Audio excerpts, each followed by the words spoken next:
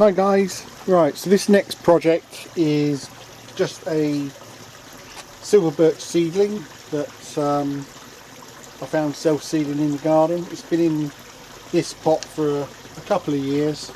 As you can see, it's put on quite a bit of growth. This is a typical scenario where you dig something up from the wild where you get the big taproot. Let's just grab that. So as you can see here, the main root goes right down.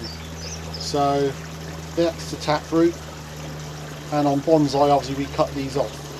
So what I'm going to do is, where this secondary root is coming out of here, I'm going to cut back to there so we leave enough root on for the tree to survive. And then in the next couple of years we're going to refine the root system. We've got a nice root coming out here. We've got these small roots on the same plane. So these are the ones we're going to encourage to grow and make our root base. And then eventually this one will be taken off, and so will this one here. But for now I'm going to just take off the main taproot. I'm going to shorten the length, put it back in the same pot, top it up with some new soil, and we'll just keep an eye on it and see how it grows. So first thing to do is to take off the taproot. So as you can see, that's what happens with it. Because it was in a pot, it's growing round and round in circles, but in the ground that would have gone straight down and anchored the tree really securely in the ground. It's nearly as long as the tree. It's what's left on the tree. It probably is as long as the tree is tall. So you can discard that. So I'm going to keep this side one, and this side one, and this one here.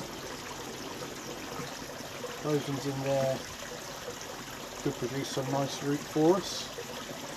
So I will just trim off the ends of those. That should be plenty of root for the tree, because I am going to reduce it in height. So what we'll do, try and space the roots out a little bit in the pot rather than having them all going around the same way. We'll try and get one or two going the other way. Put that down there. That's it. Spread those ones out. So if you can make a nice formation of the roots when you pot the tree, it always helps in the long run. That's just holding itself up nicely. So this is some soil that I sifted earlier. It's going to be ideal for this. It's a nice fine grade of Akadama.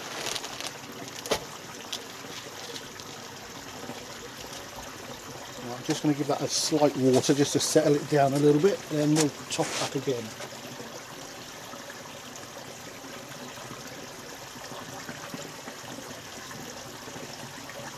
There we go.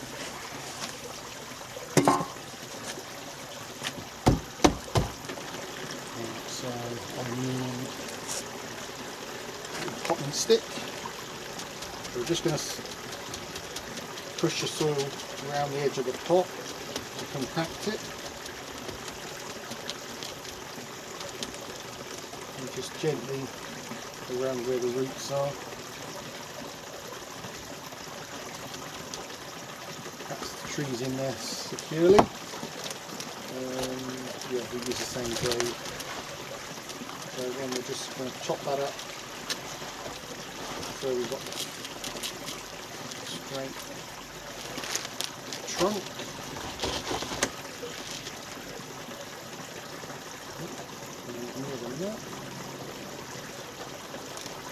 Put some of these awesome, and then we finish off with the finer grade on top.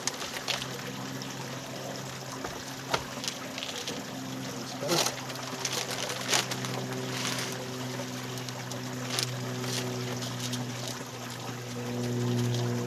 Let's give that one more water in.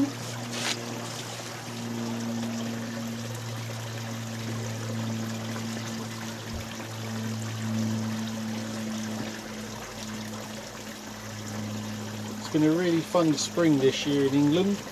We've had lots of frosts, quite a few warm sunny days like today. It keeps changing one day to the next. So some of the trees are really quite advanced, others are still in their almost dormant stage. A lot of the beeches haven't even put out any leaf yet. Most of the larches are well on their way. The maples are starting to come into leaf.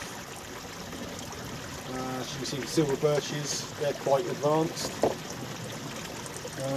But I say, it's been a funny season so far. Lots of swings in temperature. One day nice and sunny, the next day you get a frost. We've had snow 2 or 3 times this season already. Just going to top dress this with some grit just to hold the soil, keep the dampness in the soil so it stops it evaporating from the top surface so quickly. There we go. So that's that. So now decision time comes as to what we're going to chop back. So we'll just reduce the length of that and that. Now the next decision is how tall do we want the tree. That is extremely tall at the moment. I might come off. How many posts have we got?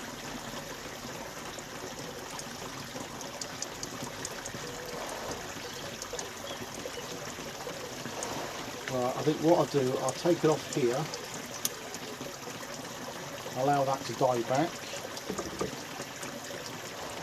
We'll just snip that off.